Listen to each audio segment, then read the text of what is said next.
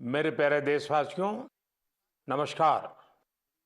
मन की बात में आप सबका स्वागत है, अभिनंदन है। आप सब इस समय योग की ऊर्जा और अंतर्राष्ट्रीय योग दिवस की स्मृतियों से भरे होंगे। इस बार भी 21 जून को देश दुनिया के करोड़ों लोगों ने अंतर्राष्ट्रीय योग दिवस में हिस्सा लिया। आपको याद है, 10 साल पहले इसका प्रारंभ हुआ और 10 साल में ये सिलसिला हर साल पहले से भी ज्यादा भव्य बनता जा रहा है। ये इस बात का भी संकेत है कि ज्यादा से ज्यादा लोग अपने दैनिक जीवन में योग को अपना रहे हैं। हमने इस बार योग दिवस की कितनी ही आकर्षक तस्वीरें देखी हैं। विशाखापत्तनम के समुद्र तट पर 3 लाख लोगों ने एक साथ योग किया। विशाखापत्तनम से ही एक और अद्भुत दृश्य सामने आया। 2000 से ज्यादा आदिवासी छात्रों ने 108 मिनट तक 108 सूर्य नमस्कार किए। सोचिए, कितना अनुशासन, कितना समर्पण रहा होगा। हमारे नौसेना के जहाजों पर भी योग की भव्य झलक दिखी। तेलंगाना में 3000 दिव्यांग साथियों ने एक साथ योग शिविर में भाग लिया। उन्होंने दिखाया कि योग किस तरह सशक्तिकरण का माध्यम भी है। दिल्ली के लोगों ने योग को स्वच्छ यमुना के संकल्प से जोड़ा और यमुना तट पर जाकर योग किया। जम्मू कश्मीर में चिनाब ब्रिज, जो दुनिया का सबसे ऊंचा रेलवे ब्रिज है, वहां भी लोगों ने योग किया। हिमालय की बर्फीली चोटियां और आईटीबीपी के जवान, वहां भी योग दिखा। साहस और साधना साथ साथ चले। गुजरात के लोगों ने भी एक नया इतिहास रचा। वडनगर में 2121 लोगों ने एक साथ भुजंगासन किया और नया रिकॉर्ड बना दिया। न्यूयॉर्क, लंदन, टोक्यो, पेरिस, दुनिया के हर बड़े शहर से योग की तस्वीरें आई और हर तस्वीर में एक बात खास रही: शांति, स्थिरता और संतुलन। इस बार की थीम भी बहुत विशेष थी, yoga for one earth one health, यानी एक पृथ्वी एक स्वास्थ्य।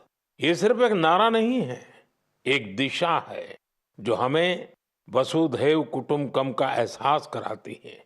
मुझे विश्वास है इस बार के योग दिवस की भव्यता ज्यादा से ज्यादा लोगों को योग को अपनाने के लिए जरूर प्रेरित करेगी। मेरे प्यारे देशवासियों, जब कोई तीर्थ यात्रा पर निकलता है तो एक ही भाव सबसे पहले मन में आता है, चलो बुलावा आया है। यही भाव हमारे धार्मिक यात्राओं की आत्मा है। ये यात्राएं शरीर के अनुशासन का, मन की शुद्धि का, आपसी प्रेम और भाईचारे का, प्रभु से जुड़ने का माध्यम है। इनके अलावा इन यात्राओं का एक और बड़ा पक्ष होता है। ये धार्मिक यात्राएं सेवा के अवसरों का एक महाअनुष्ठान भी होती हैं।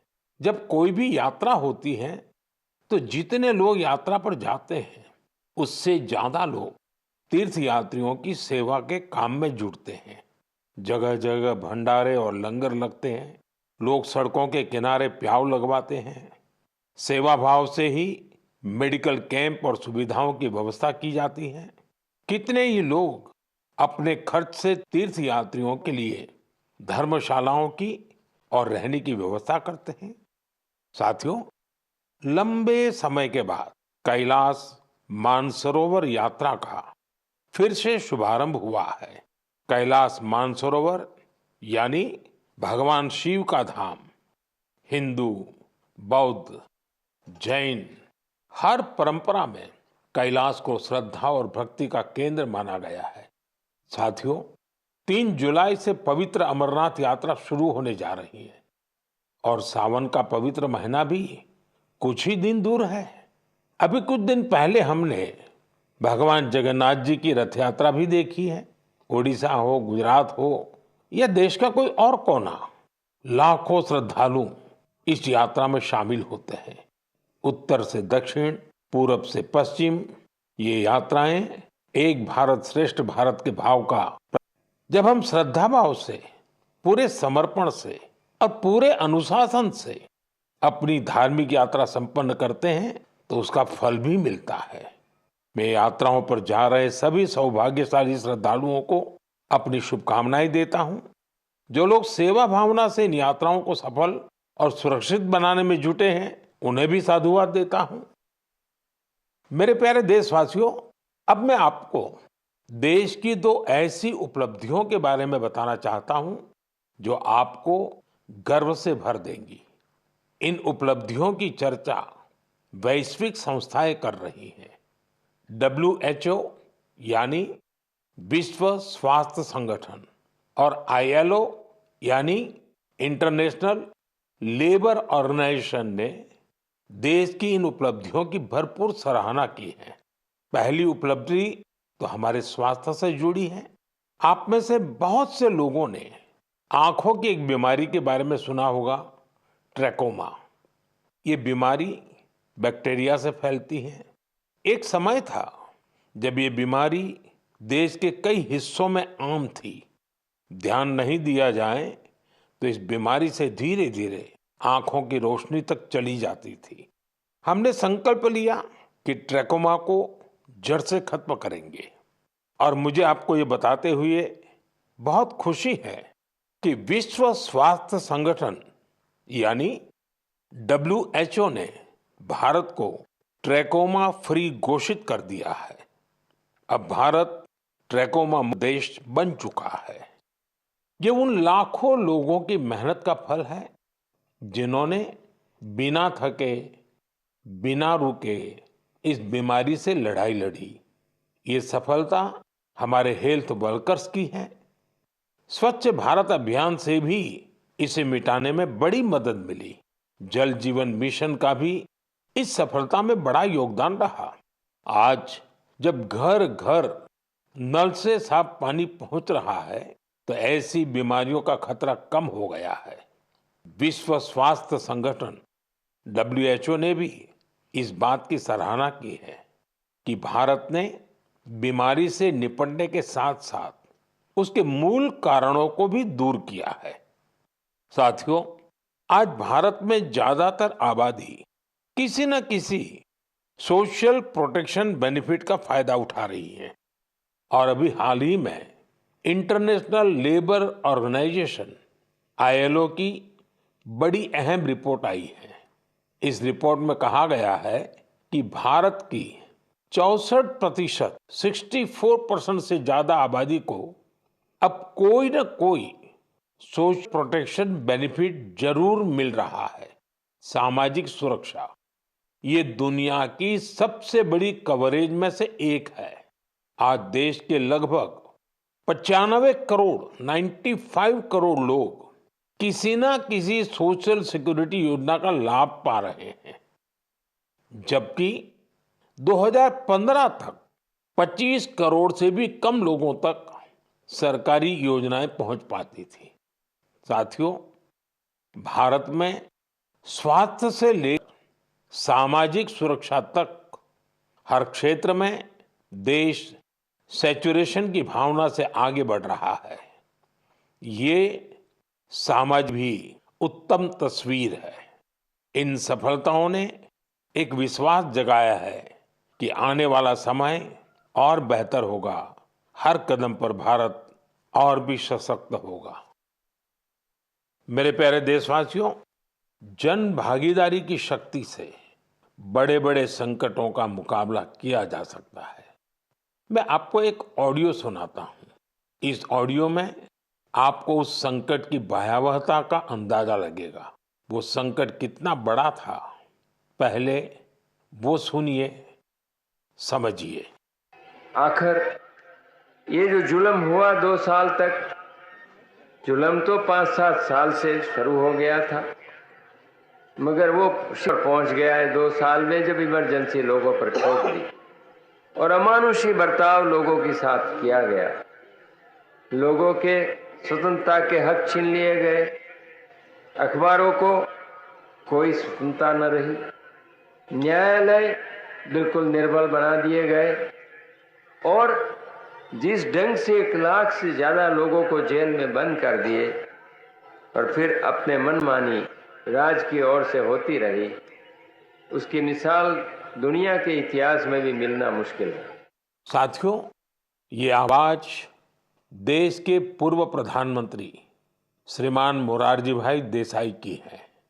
उन्होंने संक्षेप में लेकिन बहुत ही स्पष्ट तरीके से इमरजेंसी के बारे में बताया। आप कल्पना कर सकते हैं वो दौर कैसा था। इमरजेंसी लगाने वालों ने ना सिर्फ हमारे संविधान की हत्या की, बल्कि उनका इरादा न्यायपालिका को भी अपना गुलाम बनाए रखने का था। इस दौरान लोगों को बड़े पैमाने पर प्रताड़ित किया गया था। इसके ऐसे अनेक उदाहरण हैं जिन्हें कभी भी भुलाया नहीं जा सकता। जॉर्ज फर्नांडिस साहब को जंजीरों में बांधा गया था। अनेक लोगों को कठोर यातनाएं दी गई के तहत किसी को भी ऐसे ही गिरफ्तार कर लिया जाता था। स्टूडेंट्स को भी परेशान किया गया। अभिव्यक्ति की आजादी का भी गला घोंट दिया गया। साथियों, उस दौर में जो हजारों लोग गिरफ्तार किए गए, उन पर ऐसे ही अमानवीय अत्याचार हुए। लेकिन ये भारत की जनता का सामर्थ्य है कि वो झुकी नहीं, टूटी नहीं और लोकतंत्र के साथ कोई समझौता उसने स्वीकार नहीं किया। आखिरकार जनता जनार्दन की जीत हुई। आपातकाल हटा लिया गया और आपातकाल थोपने वाले हार गए। बाबू जगजीवन राम जी ने इस बारे में बहुत ही सशक्त तरीके से अपनी बातें रखी थी। बहनों और भाइयों, पिछला चुनाव नहीं था, भारत की जनता का एक महान अभियान था। उस समय के परिस्थितियों को बदल देने का, तानाशाही के धारा को मोड़ देने का और भारत में प्रजातंत्र की बुनियाद को मजबूत कर देने का। अटल जी ने भी तब अपने ही अंदाज में जो कुछ कहा था, वो भी हमें जरूर सुनना चाहिए। बहनों और भाइयों, देश में जो कुछ हुआ उसे एक शांतिपूर्ण क्रांति हुई है। लोक शक्ति की लहर ने लोकतंत्र की हत्या करने वालों को इतिहास के कूड़ेदान में फेंक दिया है। साथियों, देश पर इमरजेंसी थोपे जाने के 50 वर्ष कुछ दिन पहले ही पूरे हुए हैं। हम देशवासियों ने संविधान हत्या दिवस मनाया है। हमें हमेशा उन सभी लोगों को याद करना चाहिए जिन्होंने इमरजेंसी का डटकर मुकाबला किया था। इससे हमें अपने संविधान को सशक्त बनाए रखने के लिए निरंतर सजग रहने की प्रेरणा मिलती है। मेरे प्यारे देशवासियों, आप एक तस्वीर की कल्पना कीजिए। सुबह की धूप पहाड़ियों को छू रही है, धीरे धीरे उजाला मैदानों की ओर बढ़ रहा है और उसी रोशनी के साथ बढ़ रही है फुटबॉल प्रेमियों की टोली। सीटी बजती है और कुछ ही पलों में मैदान तालियों और नारों से गूंज उठता है। हर पास, हर गोल के साथ लोगों का उत्साह बढ़ रहा है। आप सोच रहे होंगे कि कौन सी खूबसूरत दुनिया है। साथियों, ये तस्वीर असम के एक प्रमुख क्षेत्र बोडोलैंड की वास्तविकता है। बोडोलैंड आज अपने एक नए रूप के साथ देश के सामने खड़ा है। यहाँ के युवाओं में जो ऊर्जा है, जो आत्मविश्वास है, वो फुटबॉल के मैदान में सबसे ज्यादा दिखता है। बोडो टेरिटोरियल एरिया में बोडोलैंड कैंप कप का आयोजन हो रहा है। ये सिर्फ एक टूर्नामेंट नहीं है, ये एकता और उम्मीद का उत्सव बन गया है। 3700 से ज्यादा टीमें, करीब 70,000 खिलाड़ी और उनमें भी बड़ी संख्या में हमारी बेटियों की भागीदारी। ये आंकड़े बोडोलैंड में बड़े बदलाव की गाथा सुना रहे हैं। बोडोलैंड अब देश के खेल नक्शे पर, स्पोर्ट्स के मैप पर अपनी चमक और बढ़ा रहा है। साथियों, एक समय था जब संघर्ष ही यहाँ की पहचान थी। तब यहाँ के युवाओं के लिए रास्ते सीमित थे, लेकिन आज उनकी आंखों में नए सपने हैं और दिलों में आत्मनिर्भरता का हौसला है। यहाँ से निकले फुटबॉल खिलाड़ी अब बड़े स्तर पर अपनी पहचान बना रहे हैं। हालीचरण नार्जारी, दुर्गा बोरो, अपूर्वा नार्जारी, मनबीर बसुमतारी, ये सिर्फ फुटबॉल खिलाड़ियों के नाम नहीं हैं। ये उस नई पीढ़ी की पहचान है जिन्होंने बोडोलैंड को मैदान से राष्ट्रीय मंच तक पहुंचाया। इनमें से कई ने सीमित संसाधनों में अभ्यास किया, कई ने कठिन परिस्थितियों में अपने रास्ते बनाए और आज इनका नाम लेकर देश के कितने ही नन्हे बच्चे अपने सपनों की शुरुआत करते हैं। साथियों, अगर हमें अपने सामर्थ्य का विस्तार करना है तो सबसे पहले हमें अपनी फिटनेस और वेलबीइंग पर ध्यान देना होगा। वैसे साथियों, फिटनेस के लिए, ओबेसिटी कम करने के लिए मेरा एक सुझाव आपको याद है ना? खाने में 10% तेल कम करो, मोटापा घटाओ। जब आप फिट होंगे तो जीवन में और ज्यादा सुपर हिट होंगे। मेरे प्यारे देशवासियों, हमारा भारत जिस तरह अपनी क्षेत्रीय, भाषाई और सांस्कृतिक विविधता के लिए जाना जाता है, उसी तरह कला, शिल्प और कौशल की विविधता भी हमारे देश की एक बड़ी खूबी है। आप जिस क्षेत्र में जाएंगे वहां की कुछ न कुछ खास और लोकल चीज के बारे में आपको पता चलेगा। हम अक्सर मन की बात में देश के ऐसे यूनिक प्रोडक्ट्स के बारे में बात करते हैं। ऐसा ही एक प्रोडक्ट है मेघालय का एरी सिल्क। इसे कुछ दिन पहले ही जीआई टैग मिला है। एरी सिल्क मेघालय के लिए एक धरोहर की तरह है। यहाँ की जनजातियों ने, खासकर खासी समाज के लोगों ने पीढ़ियों से इसे सहेजा भी है और अपने कौशल से समृद्ध भी किया है। इस सिल्क की कई ऐसी खूबियां हैं जो इसे बाकी फैब्रिक से अलग बनाती हैं। इसकी सबसे खास बात है इसे बनाने का तरीका। इस सिल्क को जो रेशम के कीड़े बनाते हैं, उसे हासिल करने के लिए कीड़ों को मारा नहीं जाता है, इसलिए इसे अहिंसा सिल्क भी कहते हैं। आजकल दुनिया में ऐसे प्रोडक्ट्स की डिमांड तेजी से बढ़ रही है जिनमें हिंसा न हो और प्रकृति पर उनका कोई दुष्प्रभाव न पड़े। इसलिए मेघालय का एरी सिल्क ग्लोबल मार्केट के लिए एक परफेक्ट प्रोडक्ट है।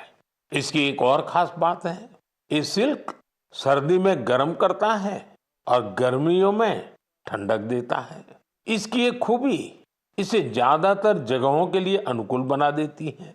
मेघालय की महिलाएं अब सेल्फ हेल्प ग्रुप के जरिए अपनी इस धरोहर को और बड़े स्केल पर आगे बढ़ा रही हैं। मैं मेघालय के लोगों को एरी सिल्क को जीआई टैग मिलने पर बधाई देता हूं। मैं आप सबसे भी अपील करूंगा, आप भी एरी सिल्क से बने कपड़ों को जरूर ट्राई करें। और हाँ, khadi, handloom, handicraft, vocal for local, इन्हें भी आपको हमेशा याद रखना है। ग्राहक भारत में बने प्रोडक्ट ही खरीदें और व्यापारी भारत में बने प्रोडक्ट ही बेचें, तो आत्मनिर्भर भारत अभियान को नई ऊर्जा मिलेगी। मेरे प्यारे देशवासियों, विमेन लेड डेवलपमेंट का मंत्र भारत का नया भविष्य गढ़ने के लिए तैयार है। हमारी माताएं, बहनें, बेटियां आज सिर्फ अपने लिए ही नहीं बल्कि पूरे समाज के लिए नई दिशा बना रही हैं। आप तेलंगाना के भद्राचलम की महिलाओं की सफलता के बारे में जानेंगे तो आपको भी अच्छा लगेगा।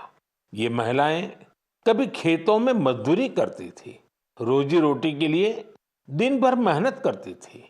आज वही महिलाएं मिलेट्स, श्री अन्न से बिस्किट बना रही हैं। भद्रादी मिलेट मैजिक नाम से ये बिस्किट हैदराबाद से लंदन तक जा रहे हैं। भद्राचलम की इन महिलाओं ने सेल्फ हेल्प ग्रुप से जुड़ साथियों, इन महिलाओं ने एक और सराहनीय काम किया है। इन्होंने गिरी सैनिटरी पैड्स बनाना शुरू किया। सिर्फ 3 महीने में 40,000 पैड्स तैयार किए और उन्हें स्कूलों और आसपास के ऑफिसों में पहुंचाया, वो भी बहुत ही सस्ती कीमत पर। साथियों, कर्नाटका के कलबुर्गी की महिलाओं की उपलब्धि भी बेहतरीन है। इन्होंने ज्वार की रोटी को एक ब्रांड बना दिया है। इन्होंने जो कोऑपरेटिव बनाई है उसमें हर रोज 3,000 से ज्यादा रोटियां बन रही हैं। इन रोटियों की खुशबू अब सिर्फ गांव तक सीमित नहीं है। बेंगलुरु में स्पेशल काउंटर खुल चुका है। ऑनलाइन फूड प्लेटफॉर्म पर ऑर्डर आ रहे हैं। कलबुर्गी की रोटी अब बड़े शहरों के किचन तक पहुंच रही है। इसका बहुत शानदार असर इन महिलाओं पर पड़ा है। उनकी आय बढ़ रही है। साथियों, अलग अलग राज्यों की इन गाथाओं में अलग अलग चेहरे हैं, लेकिन उनकी चमक एक जैसी है। ये चमक है आत्मविश्वास की, आत्मनिर्भरता की। ऐसा ही एक चेहरा है मध्य प्रदेश की सुमा उइके। सुमा जी का प्रयास बहुत सराहनीय है। उन्होंने बालाघाट जिले के कटंगी ब्लॉक में सेल्फ हेल्प ग्रुप से जुड़कर मशरूम की खेती और पशुपालन की ट्रेनिंग ली। इससे उन्हें आत्मनिर्भरता की राह मिल गई। सुमा उइके की आय बढ़ी तो उन्होंने अपने काम का विस्तार भी किया। छोटे से प्रयास से शुरू हुआ ये सफर अब दीदी कैंटीन और थर्मल थेरेपी सेंटर तक पहुंच चुका है। देश के कोने कोने में ऐसी ही अनगिनत महिलाएं अपना और देश का भाग्य बदल रही हैं। मेरे प्यारे देशवासियों, पिछले दिनों मुझे वियतनाम के बहुत से लोगों ने विभिन्न माध्यमों से अपने संदेश भेजे। इन संदेशों की हर पंक्ति में श्रद्धा थी, आत्मीयता थी। उनकी भावनाएं मन को छूने वाली थी। वो लोग भगवान बुद्ध के पवित्र अवशेषों, रेलिक्स के दर्शन कराने के लिए भारत के प्रति अपना आभार प्रकट कर रहे थे। उनके शब्दों में जो भाव थे वो किसी औपचारिक धन्यवाद से बढ़कर थे।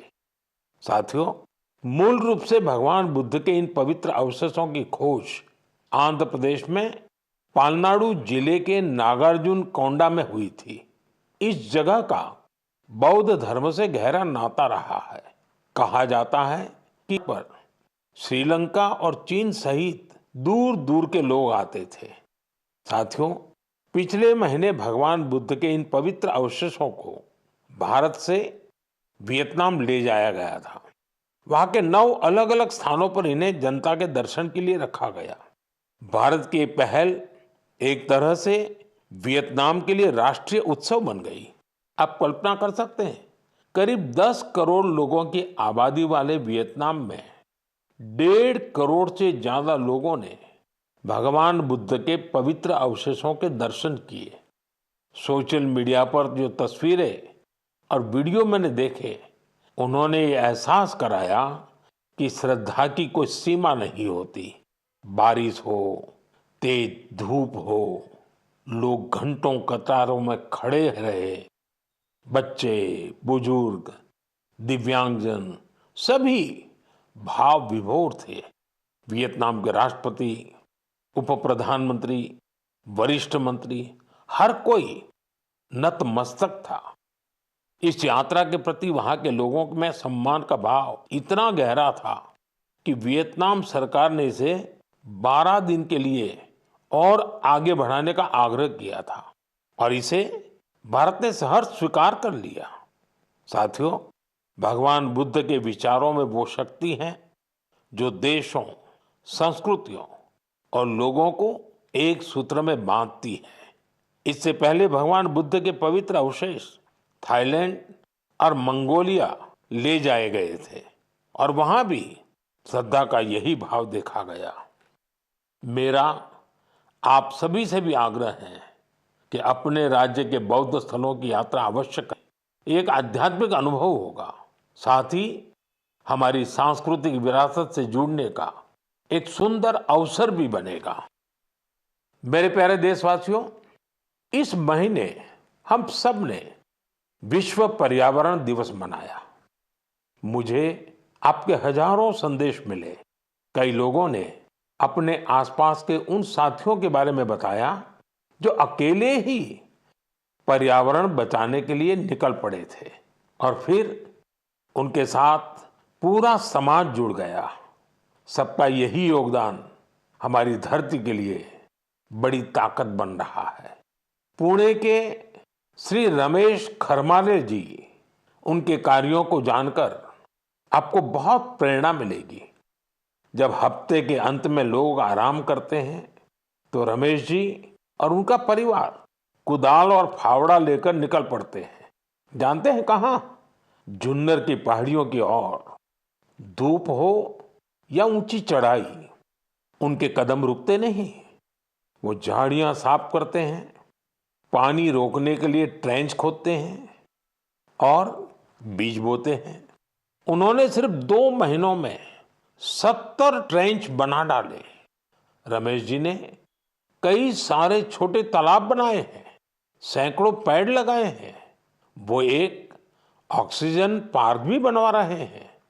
नतीजा ये हुआ कि यहाँ अब पक्षी लौटने लगे हैं, वन्य जीवन को नई सांसें मिल रही हैं। साथियों, पर्यावरण के लिए एक और सुंदर पहल देखने को मिली है गुजरात के अहमदाबाद शहर में। यहाँ नगर निगम ने मिशन फॉर मिलियन ट्रीज अभियान शुरू किया है। लक्ष्य है लाखों पेड़ लगाना। इस अभियान की एक खास बात है सिंदूर वन। यह वन ऑपरेशन सिंदूर के वीरों को समर्पित है। सिंदूर के पौधे उन बहादुरों की याद में लगाए जा रहे हैं जिन्होंने देश के लिए सब कुछ समर्पित कर दिया। यहाँ एक और अभियान को नई गति दी जा रही है, एक पेड़ मां के नाम। इस अभियान के तहत देश में करोड़ों पेड़ लगाए जा चुके हैं। आप भी अपने आपके गांव या शहर में चल रहे ऐसे अभियान में जरूर हिस्सा लीजिए। पेड़ लगाइए, पानी बचाइए, धरती की सेवा कीजिए, क्योंकि जब हम प्रकृति को बचाते हैं तो असल में हम अपनी आने वाली पीढ़ियों को सुरक्षित करते हैं। साथियों, महाराष्ट्र के एक गांव ने भी बड़ी शानदार मिसाल पेश की है। छत्रपति संभाजीनगर जिले की ग्राम पंचायत है पाटोदा। ये कार्बन न्यूट्रल गांव पंचायत है। इस गांव में कोई अपने घर के बाहर कचरा नहीं फेंकता। हर घर से कचरा इकट्ठा करने की पूरी व्यवस्था है। यहाँ गंदे पानी का ट्रीटमेंट भी होता है। बिना साफ किए कोई पानी नदी में नहीं जाता। यहाँ उपलों से अंतिम संस्कार होता है और उस राख से दिवंगत के नाम पर पौधा लगाया जाता है। इस गांव में साफ सफाई भी देखते ही बनती है। छोटी छोटी आदतें जब सामूहिक संकल्प बन जाती हैं तो बड़ा बदलाव तय हो जाता है। मेरे प्यारे साथियों, इस समय सबकी निगाहें इंटरनेशनल स्पेस सेंटर पर भी है। भारत ने एक नया इतिहास रचा है। मेरी कल ग्रुप कैप्टन शुभांशु शुक्ला से बात भी हुई है। आपने भी शुभांशु से मेरी बातचीत को जरूर सुना होगा। अभी शुभांशु को कुछ और दिन इंटरनेशनल स्पेस सेंटर रहना है। हम मिशंस के बारे में और बातें करेंगे, लेकिन मन की बात के अगले एपिसोड में। अब समय है इस एपिसोड में आपसे विदा लेने का। लेकिन साथियों, जाते जाते मैं आपको एक खास दिन की याद दिलाना चाहता हूं। 1 जुलाई, परसों, यानी 1 जुलाई को हम 2 बेहद महत्वपूर्ण प्रोफेशंस का सम्मान करते हैं, डॉक्टर्स और सीए।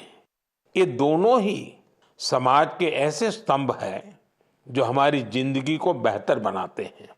डॉक्टर हमारे स्वास्थ्य के रक्षक हैं और सीए चार्टर्ड अकाउंटेंट आर्थिक जीवन के मार्गदर्शक हैं। मेरी सभी डॉक्टर्स और चार्टर्ड अकाउंटेंट्स को ढेर सारी शुभकामनाएं। साथियों, आपके सुझावों का मुझे हमेशा इंतजार रहता है। मन की बात का अगला एपिसोड आपके इन्हीं सुझावों से और समृद्ध होगा। फिर मुलाकात होगी नई बातों के साथ, नई प्रेरणाओं के साथ, देशवासियों की नई उपलब्धियों के साथ। बहुत बहुत धन्यवाद। नमस्कार।